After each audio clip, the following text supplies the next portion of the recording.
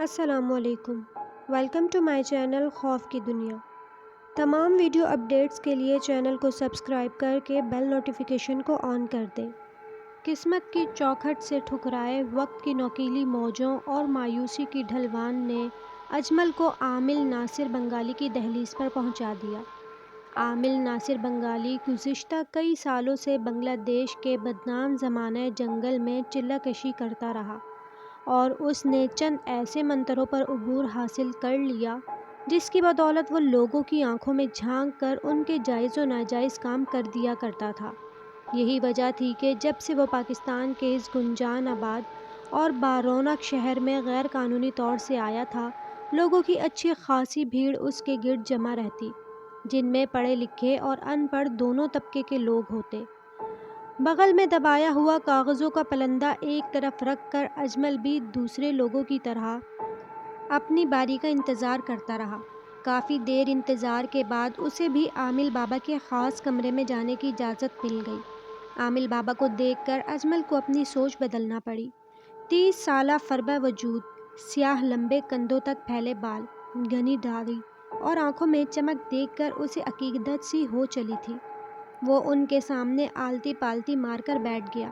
اس نے کچھ کہنے کے لیے منہ کھولا ہی تھا کہ عامل بابا نے ہاتھ کے اشارے سے اسے خاموش رہنے کا اشارہ کیا، پھر آنکھیں بند کر کے ہاتھ میں پکڑی ہوئی سیاہ موٹی دانوں والی تسبیح سے دانے گرانے لگا۔ اجمل حیرانی سے ان کی طرف دیکھنے لگا۔ کچھ دیر بعد عامل بابا نے آنکھیں کھول کر اسے گھورا۔ ہم کو سب پتہ چل گیا ہے۔ تم ادھر کس لیے آیا ہے؟ اگر نوکری اچھی ملے گی تو لڑکی بھی اچھی مل جائے گی، مگر یہ سب بہت مشکل سے ملتا ہے، کچھ کشٹ کرنے پڑتے ہیں۔ آپ کو میرے حالات کے بارے میں کیسے پتہ چلا؟ اجمل واقعی دنگ اور ششدر رہ گیا۔ ہمارا نام ناصر بنگالی ہے، ہم تم کو 7 سمندر پار کی باتیں بتا سکتا ہے، یہ کچھ نہیں۔ اب بولو، جو ہم کہے گا کرے گا، پھر نوکری اور لڑکی دونوں مل جائے گی۔ عامل بنگالی نے گھنی داڑھی پر ہاتھ پھیرتے ہوئے کہا۔ اجمل نے فوراً عامل کے پیر پکڑ لیے اور کہا، وہ نوکری کے حصول کے لیے کچھ بھی کر سکتا ہے، ہر بات مان سکتا ہے، تو سمجھو تمہارا کام ہو گیا۔ کل 12 بجے کے بعد روم سیدھے آ جاؤ، ہم تم کو بتائے گا کہ کیا کرنا ہے۔ اجمل نے بڑی عقیدت مندی سے عامل کے پیر چھوئے اور وہاں سے اٹھ کر آ گیا۔ گھر پہنچ کر بھی اس کا دھیان عامل بابا کی طرف رہا۔ وہ کئی سالوں سے ڈگریاں اٹھائے نگر نگر دھکے کھا رہا تھا، مگر ناکامی تھی کہ اس کے پیچھے ہاتھ دھو کر پڑی ہوئی تھی۔ کوئی اس کی ڈگریاں پڑھنا تو دور، دیکھنا بھی گوارا نہیں کرتا تھا۔ اس دوران اس کی ماں نے اس کا رشتہ چلانے کی کوشش کی، مگر نوکری نہ ہونے کی صورت میں سب اسے چھوڑ جاتے۔ گھر والے تقریباً اب اس سے اکتا سے گئے تھے۔ ان کا ارادہ بن رہا تھا اسے کسی خلیجی ملک بھیج دیا جائے، مگر اجمل بھی اس ضد پر ڈٹا رہا، نوکری حاصل کر کے ہی چھوڑے گا۔ عامل ناصر بنگالی سے مل کر اس کے دل میں ڈھارس بن گئی تھی کہ اب نوکری کا مسئلہ تو ضرور حل ہو جائے گا۔ وہ عامل کے ایک اشارے پر اس کا کوئی بھی کام کرے گا۔ اگلے دن وہ مقررہ وقت پر آستانے پر موجود تھا، وہ فائل بھی جس کے اندر اس کی ڈگریاں اور سرٹیفکیٹ تھے، یہ سوچ کر ساتھ لے آیا تھا عامل بابا کسی کو دکھا کر اسے نوکری دلوا دیں گے۔ لیکن آج آستانے پر کوئی بھی سائل یا ضرورت مند نظر نہیں آ رہا تھا، شاید عامل بابا آج چھٹی پر ہیں، اجمل نے سوچا، مگر عامل بابا اپنے خاص کمرے کے دروازے پر کھڑے تھے۔ انہوں نے اجمل کو پیچھے آنے کا اشارہ کیا اور خود اپنی خاص نشست پر جا کر بیٹھ گئے۔ اجمل جا کر ان کے قدموں میں بیٹھ گیا، پھر ہاتھ چوم کر بولا، کیا آج آستانے میں چھٹی ہے؟ کوئی بھی دکھائی نہیں دے رہا۔ تمہارے لیے سب کی چھٹی کی ہے، ہم کو تم پر ترس آ گیا۔ حساب لگا کر دیکھا تو کسی رکاوٹ کا پتہ چل رہا ہے، اب اسے دور کرنا ہے۔ اجمل نے دوبارہ پاؤں پکڑے اور سعادت مندی سے ان کی طرف دیکھنے لگا۔ اب ہماری بات غور سے سنو، یہاں سے پورب کی طرف شاہ جولانی کا دربار ہے، جس کے ساتھ مسجد ہے۔ تم کو یہ پوٹلی مسجد کے اندر رکھ کر آنا ہوگی۔ ادھر تم پوٹلی رکھ کر آئے گا، ادھر ہم تمہارا کام ہو جائے گا، نوکری اور لڑکی دونوں بھاگ کر آئیں گی۔ عامل بنگالی نے ایک سیاہ پوٹلی اس کو تھما دی، جس کا منہ سیاہ ڈوری سے بندھا ہوا تھا۔ اجمل کو پوٹلی کافی وزنی لگی، وہ الٹ پلٹ کر اسے دیکھنے لگا۔ یہ کھیلنے کی چیز نہیں، اگر اسے وہاں رکھنے میں دیر کرے گا تو یاد رکھنا پچھتائے گا۔ اب تم جلدی جاؤ اور اسے ٹھیک جگہ پر رکھنا ورنہ نقصان تمہیں ہوگا۔ عامل نے آخری بات پر دھمکی دی اور اجمل پوٹلی اٹھائے جلدی سے باہر آ گیا۔ پیر شاہ جیلانی کا دربار وہ کئی بار دیکھ چکا تھا، جو شہر سے باہر ایک اونچے ٹیلے پر مرجع خلائق تھا۔ اس سے ملحق ایک چھوٹی سی مسجد تھی جو کہ جنوں والی مسجد کے نام سے مشہور تھی۔ دربار اور مسجد کا داخلی دروازہ ایک ہی تھا اور نیچے سے اوپر تک 50 کے قریب سیڑھیاں تھیں۔ ان سیڑھیوں کے دونوں طرف لوہے کی آڑ لگی ہوئی تھی تاکہ لوگوں کو آنے جانے میں کوئی وقت دقت نہ ہو۔ گو کہ یہ جگہ عامل کے آستانے سے کچھ ہی فاصلے پر تھی، اس لیے اجمل کو پیدل ہی اس طرف جانا پڑا۔ اپنے دماغ میں مختلف سوچیں لیے وہ تیز تیز قدم اٹھاتا ہوا اس مسجد کی طرف بڑھ رہا تھا۔ ایک بات اس نے جلد ہی محسوس کر لی، پوٹلی کا وزن زیادہ ہوتا جا رہا تھا۔ پہلے تو اس کا من چاہا اس پوٹلی کو کھول کر دیکھے تو صحیح اس میں کیا ہے، مگر ایک تو اس کا منہ بہت مضبوطی سے بندھا ہوا تھا اور دوسرا عامل بنگالی کے ڈر سے اس کی جرأت ناموسوم سی رہی۔ سیڑھیوں کے پاس پہنچ کر پوٹلی دگنی بھاری ہو گئی۔ اس نے ابھی پہلی ہی سیڑھی پر قدم رکھا تھا کہ اس کے کانوں میں سرگوشی ہوئی، اگر خیریت چاہتے ہو تو اس پوٹلی کو واپس لے جاؤ ورنہ بہت نقصان اٹھاؤ گے۔ اس نے اپنے کانوں کا وہم سمجھا اور سیڑھیوں پر پاؤں دھرنا شروع کر دیے۔ ایک بار پھر اس کے کانوں میں وہی آواز پڑی۔ اس نے چونک کر ادھر ادھر دیکھا، دوسرے لوگ اپنے دھیان سے آ جا رہے تھے، کوئی بھی اس کی طرف متوجہ نہیں تھا۔ اس کے بعد اس نے 2-3 سیڑھیاں عبور کی کہ اس کے کانوں میں مسلسل سرگوشیاں گونجنے لگی۔ اب اس کا من چاہ رہا تھا کہ وہ فوراً واپس پلٹ جائے۔ ایک تو پوٹلی کا وزن اس قدر بڑھ چکا تھا کہ اس کے ناتواں کندھے بری طرح متاثر ہو رہے تھے، اور دوسرا وہ پراسرار سرگوشیاں مسلسل اس کا دماغ چاٹ رہی تھیں۔ ایک پل کو وہ بھی رک گیا، سرگوشیاں بھی رک گئیں اور پوٹلی کا وزن بھی کم ہونے لگا، لیکن نوکری کی ذلت اور گھر کے نامساعد برے حالات نے اسے اوپر چڑھنے پر مجبور کر ہی دیا۔ ابھی وہ آدھی سیڑھیوں پر پہنچا تھا کہ پوٹلی کا وزن ناگزیر ہو گیا، جس سے اس کے وجود میں درد کے ساتھ کپ کپی بھی طاری ہونے لگی۔ پھر اچانک ہی اسے کسی نے دھکا دے دیا۔ وہ اپنا توازن برقرار نہ رکھ سکا اور اس کے قدم لڑکھڑانے لگے۔ اسی لمحے پوٹلی اس کے ہاتھوں سے نکل کر نیچے آ گری اور ایک عجیب سی آواز کے ساتھ پھٹ گئی۔ یکایک اس میں سے سیاہ دھواں نکلنے لگا۔ وہاں پر موجود لوگ اس منظر کی طرف مرکوز ہو گئے۔ کچھ کی نظریں اجمل سے ہوتی ہوئی اس پھٹنے والی پوٹلی پر جا کر اٹک گئی۔ پھر اچانک اس دھوئیں سے ایسی ناگزیر بدبو پھیلنے لگی کہ لوگوں کو اپنا سانس لینا دشوار ہونے لگا۔ لوگوں نے اپنے ناک ڈھانپنا شروع کر دیے۔ اجمل حالات کی نزاکت سمجھ گیا کہ مسئلہ خراب ہو چکا ہے، لہٰذا لوگوں کی نظروں سے خود کو بچاتا ہوا نیچے آ گیا اور پھر اس نے آستانے کی طرف سر پر دوڑ لگا دی۔ عامل بنگالی کے پاس پہنچ کر اس نے دم لیا، پھر اکھڑی اکھڑی سانسوں اور پھولے ہوئے سانس کے ساتھ اس نے ساری رودات سنا دی، جو حالات اس کے ساتھ پیش آئے۔ ستیہ ناس کر دیا سارے کام کا، دفع ہو جاؤ یہاں سے۔ عامل اس پر آگ بگولا ہو گیا۔ اجمل گڑ گڑا کر اس کے پیروں میں بیٹھ گیا اور منت سماجت کرنے لگا کہ اس میں اس کا کوئی قصور نہیں، وہ بس کسی اندیکھی قوت نے اسے دھکا دیا اور پوٹلی اس کے ہاتھ سے نیچے گر گئی۔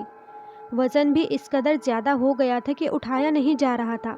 اس کی منت سماجت دیکھ کر عامل کا دل پگھل گیا، پھر کچھ توقف کے بعد بولا، تم فکر مت کرو، ہم کو پتہ ہے یہ کس کی شرارت ہے، اب اس بجات کو قید کرنا ہی پڑے گا۔ کون تھا اور قید کسے کرنا پڑے گا؟ اجمل اس کی بات ٹھیک طرح سے سمجھ نہ سکا۔ تم کو ایک چلہ کاٹنا پڑے گا، پھر تم کو پتہ چلے گا کون تھا، عامل معنی خیز انداز میں بولا۔ تو کیا اس سے میرے کام ہو جائیں گے؟ اور یہ چلہ کیسے کاٹنا پڑے گا؟ اجمل نے دوبارہ پوچھا۔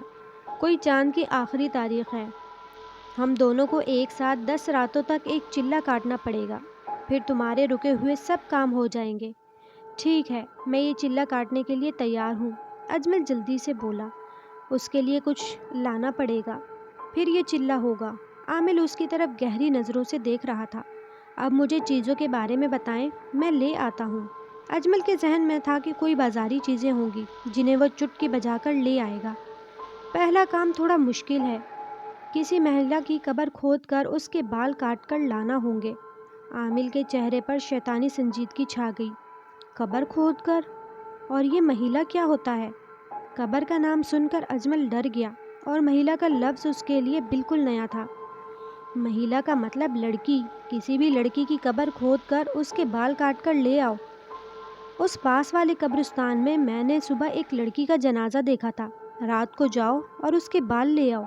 عامل کی بات سن کر اجمل سوچ میں پڑ گیا۔ کسی کا قبر کھودنا تو دور، وہ تو آج تک دن کے وقت بھی قبرستان سے نہیں گزرا تھا، مگر اب یہ خطرناک کام بھی اسے کرنا تھا۔ نوکری پانے کے لیے اگر عامل اسے کسی کنویں میں چھلانگ لگانے کو کہتا تو وہ چھلانگ بھی لگا دیتا۔ اگر کسی مردے کے بال کاٹنے سے اسے نوکری مل جاتی ہے تو وہ ضرور کاٹ کر لائے گا۔ رات کا اندھیرا پھیلتے ہی اس نے ایک کھدال اور کینچی لی اور قبرستان کی طرف چل پڑا۔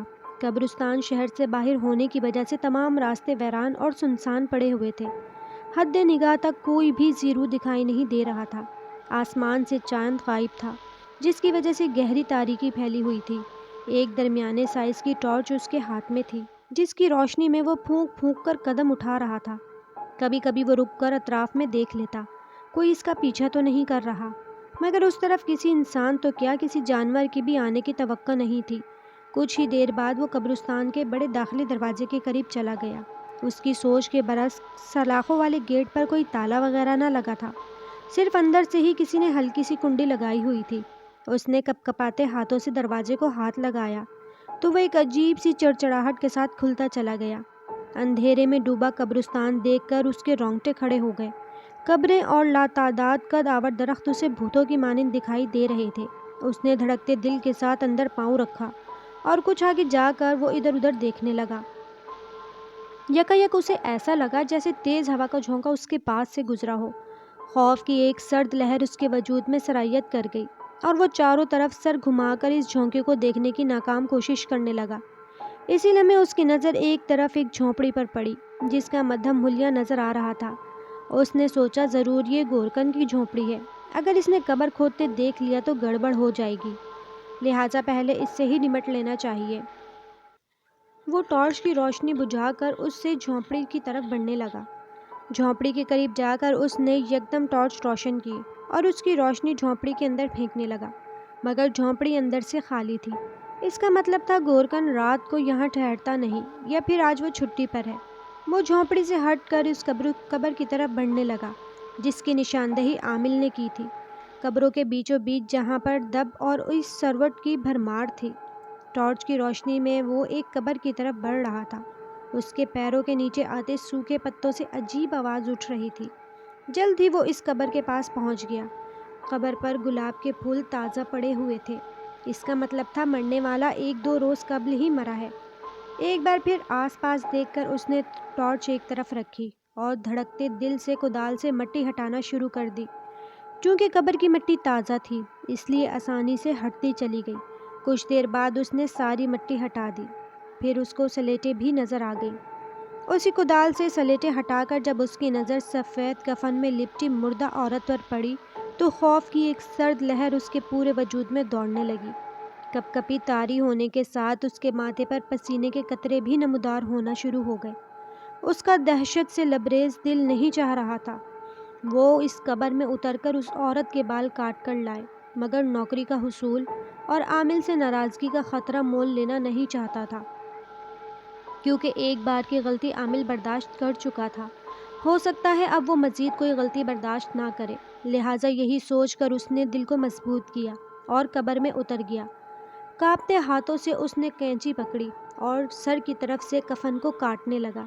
کفن کاٹتے ہوئے بھی اس کا نظام تنفس اتھل پتھل ہو رہا تھا۔ کفن کاٹنے کے بعد اسے عورت کے بال نظر آئے، جتنے بال اس کی مٹھی میں آ سکتے تھے۔ کینچی ایک ہی وار سے اس نے کاٹ ڈالے، پھر کینچی وہیں قبر میں ہی پھینک کر اس نے لمبی جست لگائی اور قبر سے نکل کر واپسی کی طرف دوڑ لگا دی۔ ٹارچ کو وہ اٹھانا نہیں بھولا تھا، مگر کدال وہیں چھوڑ آیا۔ قبرستان سے لے کر عامل کے آستانے تک تقریباً اس نے بھاگتے ہوئے سفر کاٹا۔ عامل بنگالی کو جب اس نے بال دکھائے تو حیرانگی سے اس کی آنکھیں پھترا گئیں، ساتھ ہی ان میں شیطانی چمک بھی پیدا ہو گئی۔ اس نے کئی اردو کے ٹوٹے پھوٹے لفظوں میں اجمل کی تعریف کر ڈالی، پھر اسے کچھ مزید چیزیں لکھ کر دیں کہ وہ فوراً بازار سے لے آئے۔ اگلے دن اجمل وہ سب چیزیں لے آیا، جن میں شراب کی 2 خالی بوتلیں بغیر ڈھکنوں کے کالے بکرے کے خون سے لبالب بھری ایک الگ بوتل اور ایک مٹی کی سیاہ ہنڈیا جس کے اندر عامل نے اس مردہ عورت کے بال رکھ کر اس کا منہ کالے کپڑے سے باندھ دیا۔ اس کے علاوہ کچھ بڑی بڑی موم بتیاں اور اگربتیاں بھی تھیں۔ پھر رات کو انہوں نے آستانے کے صحن میں سفید چونے سے ایک دائرہ کھینچا اور اس دائرے کی گولائی پر تمام موم بتیاں روشن کر دیں۔ ایک ایک موم بتی کے ساتھ ایک ایک اگربتی بھی سلگا دی۔ اس کے بعد دونوں آمنے سامنے آلتی پالتی مار کر بیٹھ گئے۔ شراب کی ایک ایک خالی بوتل انہوں نے اپنے اپنے آگے رکھ لی۔ درمیان میں کچھ وقفہ رکھ کر مٹی کی ہنڈیا اور خون سے بھری بوتل بھی رکھ دی۔ ہنڈیا اور خون والی بوتل کے ساتھ بھی انہوں نے کچھ موم بتیاں اور اگربتیاں جلا دی۔ عامل نے ایک منتر اجمل کو ازبر کرا دیا جو دونوں کے مسلسل 10 راتوں تک اسی دائرے کے اندر آمنے سامنے بیٹھ کر پڑھنا تھا۔ ہر دفعہ منتر مکمل ہوتے ہی آمنے سامنے رکھی شراب کی بوتلوں پر پھونک مارنا تھی۔ 10ویں شب کو جب ان کا منتر چلہ مکمل ہو جاتا تو دونوں نے خون کا ایک ایک گھونٹ بھر کر باقی کا ہنڈیا کا منہ کھول کر اس میں ڈال دینا تھا۔ اس کے بعد عامل کی دسترس میں کوئی بڑی قوت آ جاتی اور اجمل کے سارے کام ہو جاتے۔ اس کے بعد مسلسل 9 راتوں تک وہ ایک ہی منتر بلند آواز میں پڑھ کر ان خالی بوتلوں میں پھونکتے رہے۔ اجمل کو پہلے تو یہ بڑا عجیب سا لگ رہا تھا مگر بعد میں اسے بھی دلچسپی سی ہونے لگی۔ آج چلے کی آخری شب تھی۔ اجمل اس بات پر خوش تھا، اسے وہ سب مل جائے گا جس کے لیے وہ مسلسل 9 راتیں چلہ کرتا رہا ہے، بڑی نوکری اور ایک خوبصورت لڑکی سے شادی۔ زندگی عیش ہی عیش میں گزرنے والی ہے اور عامل ناصر بنگالی اس سوچ میں مگن تھا جس قوت کو بڑے سے بڑا عامل بھی نہ پا سکا۔ آج اس نوجوان کی وجہ سے وہ بڑی قوت اس کے تصرف میں آنے والی ہے جس کے بل بوتے پر وہ اتنا کچھ کر سکتا ہے کہ کسی کی سوچ بھی وہاں تک نہیں جا سکتی۔ ابھی منتر پڑھتے پڑھتے آدھی شب ہی گزری تھی کہ دائرے سے باہر ہوائیں شائیں شائیں چلنے لگی۔ اجمل حیران تھا کہ اتنی تیز ہوا چلنے کے باوجود بھی موم بتیاں ٹھیک حالت میں جل رہی ہیں۔ پھر اچانک ہی رات کا سینہ چیرتی ہوئی ایک ایسی بھیانک چیخ سنائی دی کہ اجمل کا دل دہل گیا۔ اس نے دہشت زدہ آنکھوں سے عامل کی طرف دیکھا جو گردن گھما گھما کر کسی نادیدہ وجود کو دیکھنے کی کوشش کر رہا تھا۔ او بدذات، تمہاری ہم کو ڈرانے کی جرت کیسے ہوئی؟ عامل بلند آواز میں بولا اور ایک دم کھڑا ہو گیا۔ یکایک ایک تڑاخ کی آواز ابھری۔ کسی اندیکھی قوت نے عامل کے چہرے پر بھرپور تھپڑ برسا دیا۔ عامل چکرا کر خون والی بوتل پر جا گرا۔ اس کے سیاہ کپڑے خون میں لت پت ہو گئے اور وہ درد سے کراہنے لگا۔ تھوڑی دیر بعد کسی نے اسے چشم زدن میں اوپر اٹھا لیا۔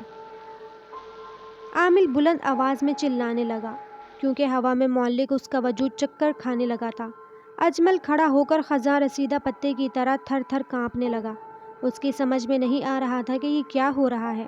عامل کو 1-2 چکر دینے کے بعد اس نادیدہ قوت نے ہنڈیا اور بوتلوں پر پٹخ دیا۔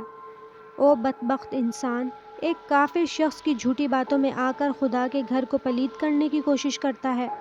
اجمل کے کانوں میں ایک مردانہ رعبدار آواز پڑی۔ وہ مزید دہشت سے کانپنے لگا۔ ساتھ ہی ایک زناٹے دار تھپڑ اجمل کے رخسار پر پڑا۔ وہ چکرا کر عامل کے پیروں میں گر گیا۔ پھر آخری شب کی آخری گھڑی میں مردہ عامل کے ساتھ اجمل کا مردہ وجود بھی پڑا تھا جن کا خون بکرے کے خون میں شامل ہو کر دھیرے دھیرے ایک طرف سرک رہا تھا۔